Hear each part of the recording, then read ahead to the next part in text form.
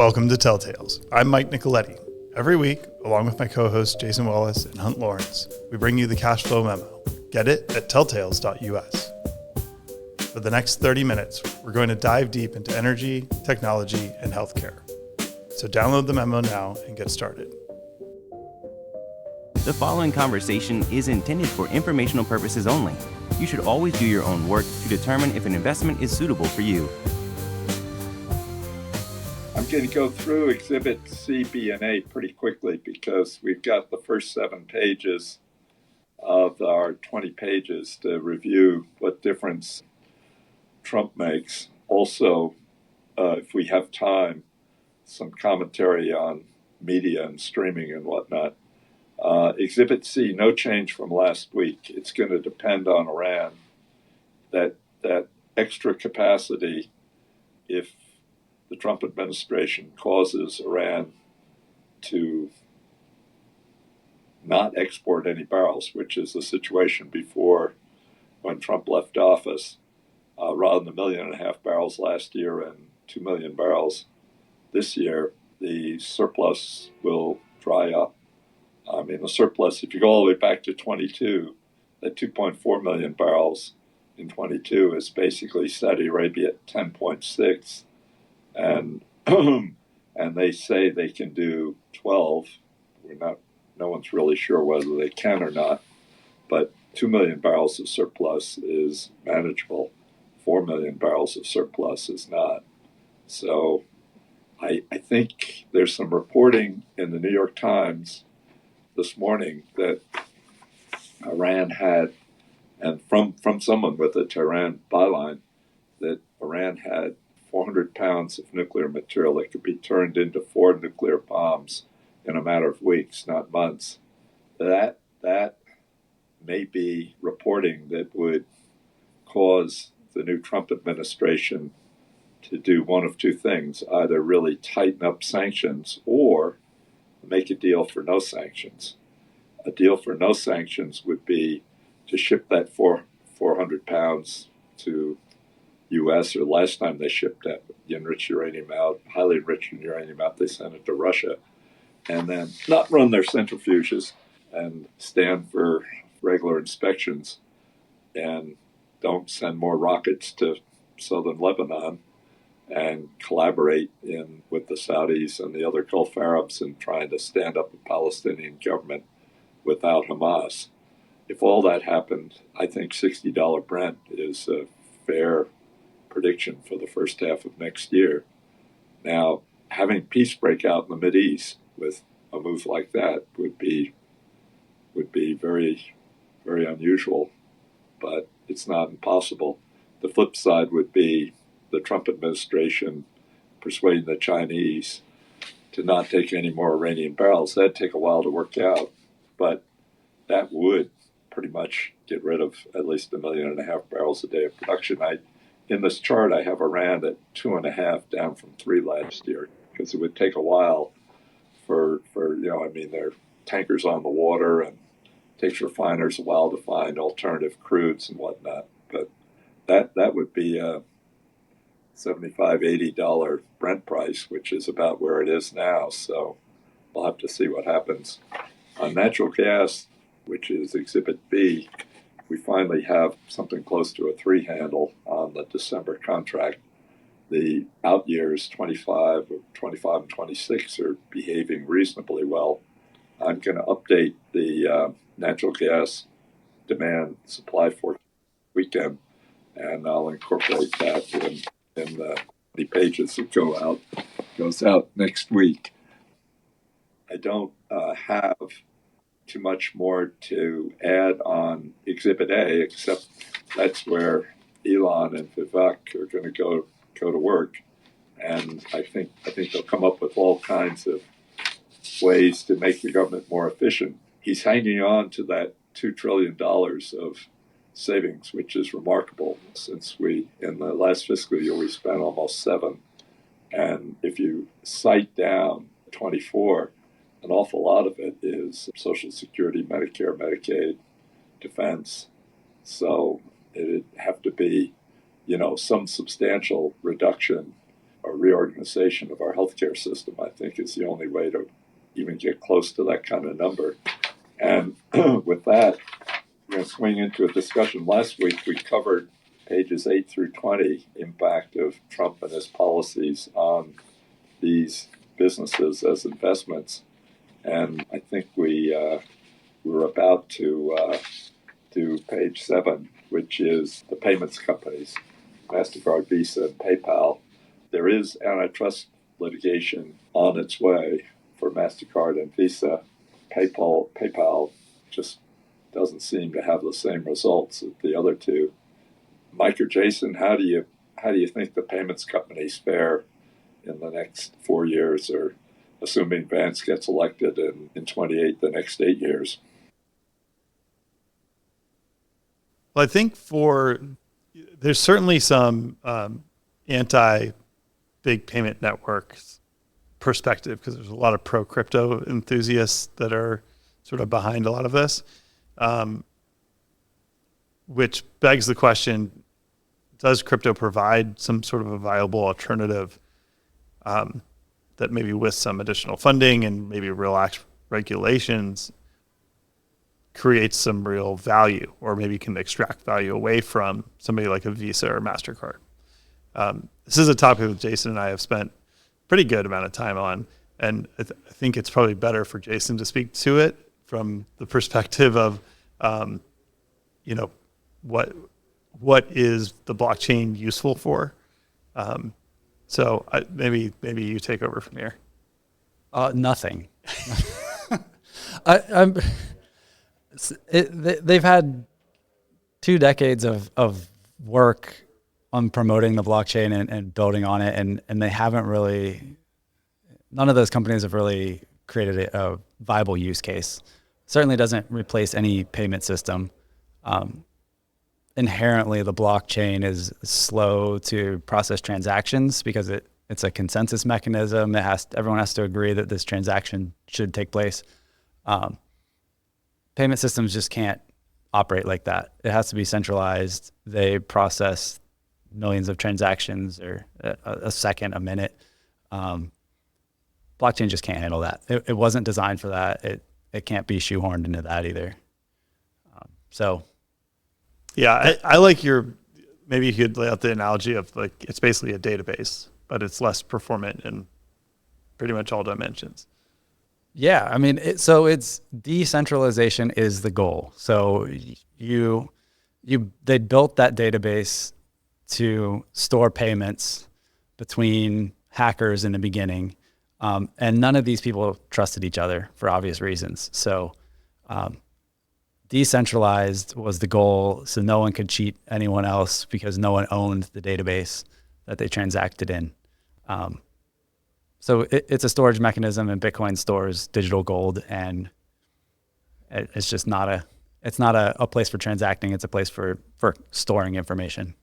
Right. And if you look at the changes that have happened in some of the other cryptocurrencies like Ethereum, what they've done in order to increase the throughput, the number of transactions it can do per minute, is actually centralize the database. And they do that by basically going from proof of work to proof of stake, I believe would be the best way to describe it. It was kind of a major change. So it'll be interesting to see if, some of that changes, but our view is that that's sort of stays the same. And then we could probably spend a whole nother episode talking about things with crypto. We think if you want to look forward into the future technology changes over the next decade and how that impacts crypto in the future. But AT&T and Verizon and T-Mobile look like a little better investments than a few years ago, I'd say, because their CapEx is lower. And I think T-Mobile has been the better investment. They still have, especially AT&T and Verizon, still have a lot of debt, 6 times their free cash flow. How, Jason or Mike, how do you see their next 4 years or 8 years under Trump and possibly Vance following him? I guess I don't have a strong opinion of how politics will affect the next 4 years, but as far as the evolution of networks, they've completed largely the build out of the 5G network. So that was the bulk of their CapEx expense the last couple of years. So now they're just filling in the gaps in coverage. So they should experience a lot better free cash flow because apparently, not apparently, but you could assume they charge more for faster service, better service, and you'll be able to connect more devices to the network on 5G. And now that the network's built out, there's lower cost in constructing it. I'd also add that, well, he's appointed a new FCC commissioner, Brendan Carr. I think the big takeaway to think through is how are regulations going to change? So we probably expect that regulations are relatively rolled back, which generally means more competition. And what direction are this competition going to come from? It's going to come from low Earth orbit satellites, very likely. So, none of that means go out and sell your, Verizon, T-Mobile, or whatever. It just means that expect there to be more change in the next 4 or 12 years than there were in the last 10. Right. And that's basically SpaceX. Well, right now it's SpaceX, but there's also a couple of other. SpaceX is launching another LEO constellation for which it will compete with. So they're the launch vehicle. They provide services for. I think it's OneWeb. Is that the most recent one? OneWeb, AST Space Mobile. So there's quite a few of them. Well, plus there's the Amazon one too. So there's going to be a lot more of these low Earth orbit satellites. So expect to be doing more communication with satellites in the future. Right. And that would impact, I guess, page 5 too, Charter and Comcast. These are the traditional cable companies. But I mean, basically what they've turned into is providing internet access. And they've been a little bedeviled by, especially T-Mobile, using their spectrum, which they built too much of, to provide wireless service. On the other hand, both Comcast and Charter I think about half their customers are doing their wireless on Charter or Comcast at much lower rates than AT&T or Verizon or T-Mobile charges. So this is one area where the antitrust people really don't have much of a case. I mean, this is really pretty strong competition, which resulting in better service and lower prices for the consumers. Or is that way too optimistic an assessment, Jason and Mike? No, there's a lot of competition. Yeah. The only other thing to add on this page is Comcast owns a lot of network stations, right? Yeah. And we've talked a bit about RFK Jr. And one of the things that he's brought to light is the fact that the United States and New Zealand are the only countries in the world that allow pharmaceutical advertisements on television. So when you drill into that, you realize that pharmaceutical advertisements as a percentage of TV advertising revenue is somewhere in the 30 to 50% range. Ooh. You can expect that there will be some things shaken up. Yeah. Well, today's announcement from Comcast is maybe the start of that. They're going to spin out their collection of traditional broadcast television stations or cable television stations. Yeah, they hang on to NBC and the streaming, but you're right, the cable channels, which were the prize when they acquired NBC, but not the prize anymore. I asked Mike this question, Jason, if it's 30, as much as 30%, or a significant chunk like that of advertising on TV, how much of it of digital advertising, say on Google or Facebook or Amazon, do you think it is? It's much less. They haven't as quickly adopted that avenue for advertising, and I think a lot more the traditional or a a lot more other companies have pushed into that realm of advertising faster than pharma. It could be demographics, driving that change or lack of change for the TV stations. But Right. Well, the more cynical view is that they're also buying the ability to squash negative stories. Ooh. right. Ooh. That's interesting. Yeah, it seemed like that was occurring through COVID. There's accusations of it. And certainly if you look at just the incentives, if they're half of your revenue, you're not going to run a news story, again, potentially negative to Pfizer if they're maybe your largest advertiser. Yeah, there's definitely a handful of former news show hosts that have left the news stations that are talking more freely about the fact that they weren't allowed to cover certain topics because of the advertisers. So I sort of have this theory that it should be kind of like in a bank, you have a traditional bulge bracket bank, you have what they call the glass wall between research and the M&A groups, the investment banking groups, in that they need to be research needs to be completely independent of what's happening in the rest of the bank, because otherwise you just have these perverse incentives to mess with things, right? Provide favorable or negative research on a company based on how much money they're spending with the investment bank. The same thing holds true in news media. And we've seen pretty dramatic change in journalism over the years. And maybe there could be good cause for instituting those sorts of rules with traditional news coverage. Yeah. Okay, let's take a quick break for a message from Oak Cliff Sailing. Hi. It's videoing. Hi. I'm here with here with Nick the Sailor Girl, the professional at the sport of promotion of the sport of sailing. I'm pretty sure you're actually the professional and I'm just one who's good at holding a phone. And we're here at Metz in Amsterdam, and that's why I'm not at Oak Cliff, but I just wanted to say hello to everybody and wish us luck, because we're going into the Harkin party, and Peter Harkin is in there somewhere. See you guys next Wednesday. And now, back to the show.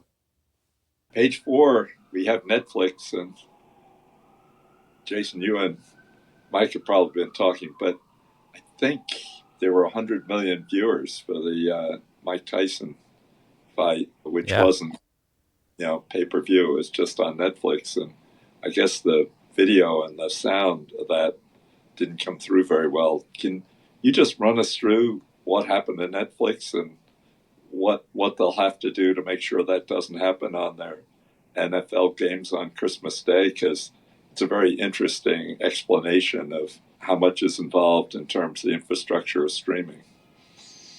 Absolutely. And streaming, when you think of Netflix, is very different than live streaming. So Netflix will produce a show. They'll transcode that show into different sized screens ahead of time as part of the production of it. And then they'll place the video files for all the different screen resolutions in data centers at the edge, meaning they're probably in your city. So when you turn on Netflix and ask for a video to be streamed to you, it's probably not traveling very far over cables in the internet. So, and that results in lower latency, less demand for that file, that specific file from a single server, because it's only people within a small region within a city asking for it. If you're streaming a live event, that's obviously very different. The video feed's coming from one location, and in this case, it was Dallas. In real time, you're transcoding that video feed into a bunch of different resolutions for all the different TVs out there. Some people are watching on their phones, on their iPads, and it's traveling the full length of Dallas to wherever in the world that you are. So, and additionally, when Netflix releases a new episode of Bridgerton, you're not everyone's asking for it at the same exact time. But 100 million people and 65 million concurrently asked to see the Mike Tyson fight all at once at the same time. So it's a scaling issue. They have to be able to not just deliver the bandwidth necessary to stream from Dallas to everyone's home, but they have to do that all at once. So, I mean, this is probably a really good practice, and probably why they wanted to do an event like this to practice before the NFL, so that they'll know where the scaling issues in their software stack were. And if you remember, they use AWS for a lot of their compute, and maybe it's no surprise at all that these events, including the next big one, which is on Christmas Day, are on days that the base workload at Amazon is probably extremely low. So the cost of that flex up capacity on Christmas Day is going to be next to nothing. Yeah. As it probably was on Saturday night. Right. And they'll prepay for it and have guarantees. But maybe more people tuned in than they expected. Right. Page 3 is next. Of course, we have the NVIDIA earnings after the close today. The rest of the 4 other companies are updated to 9 months. Since I was doing the updating last weekend, just a couple of comments. Intel is not burning as much cash as I thought they were. I don't know whether that makes it investable, but the survival of Intel, at least based on an analysis of the 9-month results, is a little more likely than I would have guessed. Advanced Micro is not doing badly, but they're just in NVIDIA's shadow. Taiwan Semiconductor seems to be very strong, and ASML backlog is going down, but there's nothing wrong with their current results. It's interesting to me, Mike and Jason hold NVIDIA in top mark. It's interesting to me that at least on times free cash flow, NVIDIA is not super expensive. I mean, this is a low estimate of what people are talking about in terms of revenue and free cash flow at the 60 billion range. But, NVIDIA continues to go up, and it's the most valuable company now. And, if you cite across on page 1, I mean, is NVIDIA really worth more money than Apple, worth more money than Amazon, worth more money than Microsoft? Maybe. But with that as a lead, and let's see, Jason, you've been taking a lead on a lot of these. Mike, how do you look at page 3? Okay, so on NVIDIA, we're in the middle of a pretty dramatic shift in the way that software is written and is used. And that shift is essentially moving from human-based coding of programs that run on CPUs to learning algorithms. So showing a model a bunch of data, input and output data, and then letting that model derive the function on its own rather than hand coding that function. And to do that, you need GPUs. So NVIDIA's been first to the game here, and the hook in has always been that they've created the software that one needs to program against those GPUs. The way that they maintain their position is going to be primarily for moving the process technology along faster and better than anyone else, in the same way that Intel did that with the CPU. So if you look at it and say, yes, these numbers are really big, but do you think we're going to be doing more of this computing in the future or less? Will the technology improve faster or slower? And I think in those cases, it's more and faster, and kind of puts NVIDIA in the best position going forward. Moving down the list, AMD has about 5% of the data center revenue spend. I think most purchasers of these chips would like to see more than one manufacturer that they can buy from, but the tying of the software with the hardware has proven to be an extremely successful model. Because remember, the more money that NVIDIA makes, the more they can invest into the software ecosystem, which makes their products more valuable. So it's this self-fulfilling flywheel, if you will, that makes their scale economies just exponentially better the better they do. Intel will eventually be split into two, a foundry and a chip design business. As of now, nobody wants to own the foundry, and it doesn't have enough revenue to stand on its own. But there are some strategic reasons that the U.S. would want to have a foundry that is owned by an American company. So they'll figure that stuff out, I think. Taiwan Semiconductor is a big question mark. Think about it, any supply chain has a choke point, right? There's a limiting factor, and sometimes that limiting factor in the supply chain moves around.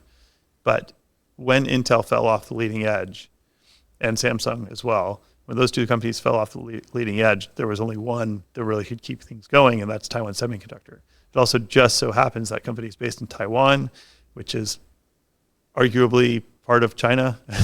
It's very, very, the U.S. officially recognizes Taiwan as part of China, but we also somewhat unofficially recognize them as independent. So, there's a lot of political issues there. We've provided some pretty significant grants to that company so that they continue to invest in the U.S. They've set up, I think they've got 3 fabs going in Arizona now, with very good results so far. So that's all pretty positive.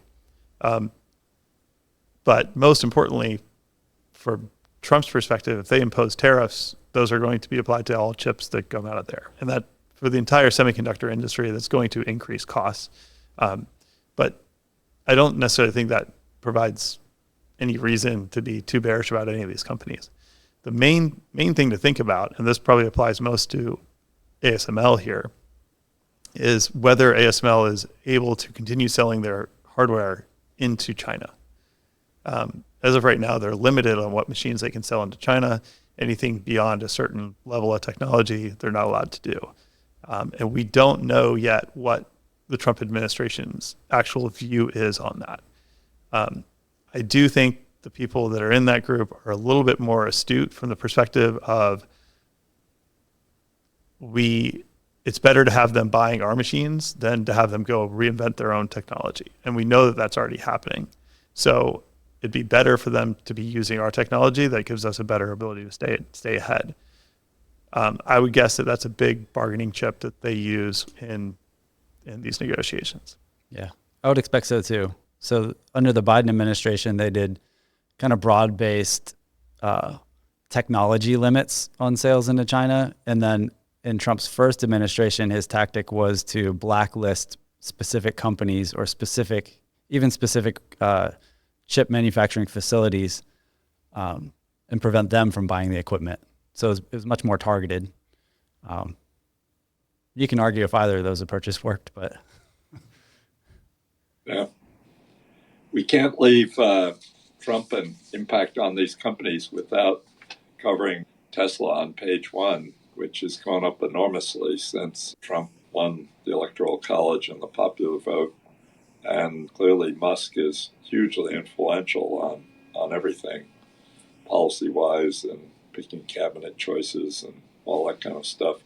One thing I have seen is that this thought that autonomous driving, full-service driving, would be federally licensed rather than state, which seems to me would be a big plus for Tesla. Does that require legislation, or could that be done by some kind of executive order, or how would that come about? That's a good question that I don't have a great answer to. Having a federal structure would certainly make things much better for Tesla, because as of right now, they have to convince every single state, I guess, to be okay with it. I think the biggest problem still lies in liability, and I think liability should probably end up falling back to the insurer. So once they kind of figure that piece out, and assuming the Department of Transportation has the regulatory authority to determine whether self-driving cars are allowed. It is a remarkably huge impact on Tesla. I mean, I think people didn't realize how good this technology was getting. And even in the last 3 or 4 months, it's gotten dramatically better. So we're definitely on a path where, our kids are not going to be driving cars. It'd be sort of crazy if they were. Interesting. Just one more thing, Jason, Mike and I need you on this. This proposed antitrust resolution with Alphabet to have them sell or spin out or do something with their browser. Why would anyone want to own the browser? I mean, it doesn't really have any revenue to speak of. But how would you view that? It doesn't have revenue, but I guess a comp would be Mozilla's Firefox, which does have revenue, but it's not much. I want to say, it's around 500 million a year they get from Google to have Google as a default search engine on their browser. So it's a license essentially to be the default search. Similar to how Apple receives that payment from Google for default search on iPhone. Who would want to own it? You have a huge customer concentration risk. You have one customer. I don't know. It wouldn't be a great business. Mm-hmm. And the other part of the Google antitrust, the payments to Apple, you would think that would be more of a target for others, the Microsoft browser or whatnot, have more chance to be used from iPhones. I suppose, Mike and I were talking about this morning, I suppose rather than be exclusive, you just get paid based on traffic. Do you think that would be a way of being equitable, Jason? Maybe. It might make sense. Not all traffic is created equal. Certainly, Apple commands a premium for the types of customers they push through their devices. I'd have to think about that. It could be a solution. I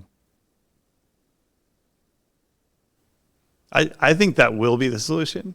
The question is, does that actually create more competition or not? And I don't have a great answer for that part. Yeah, I think competition is coming regardless. But not from search. But this is basically saying... For search, yeah. Enabling browsers to be an aggregation point for search. Right. With the theory that will basically commoditize search itself, and maybe Chrome could be the aggregator. But it's really who aggregates all the eyeballs that in the post-internet era that generates all the profits. So once you become that choke point for the customer and you can control which services they consume, I mean, theoretically, it could be a good business if it has the negotiating power to negotiate with Google. And I just don't think you do, because Google and Microsoft and the 3 other search engines, everybody's going to prefer search or Google search. But now they're going to have to compete with ChatGPT, and maybe you can bridge that into a ChatGPT layer, or ChatGPT, Perplexity, Mistral, Llama, all that stuff. You can figure out how to put together a layered service so that it acts as a platform for which you would access all that stuff. So I don't know, maybe anything could happen, but it's not obviously a great business. Right. More on this next Wednesday. Next Wednesday is the right before Thanksgiving, but as long as Mike and Jason are available, we'll be here same time 7 days from now.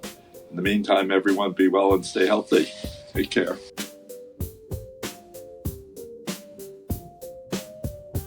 The views expressed on this podcast are the hosts alone and do not constitute an offer to sell or a recommendation to purchase or a solicitation of an offer to buy any security nor a recommendation for any investment product or service.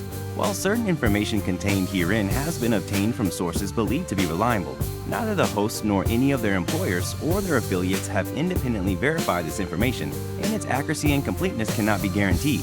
Accordingly, no representation or warranty, expressed or implied, is made as to, and no reliance should be placed on, the fairness, accuracy, timeliness, or completeness of this information. The hosts and all employers and their affiliated persons assume no liability for this information and no obligation to update the information or analysis contained herein in the future and may or may not hold positions in the securities mentioned.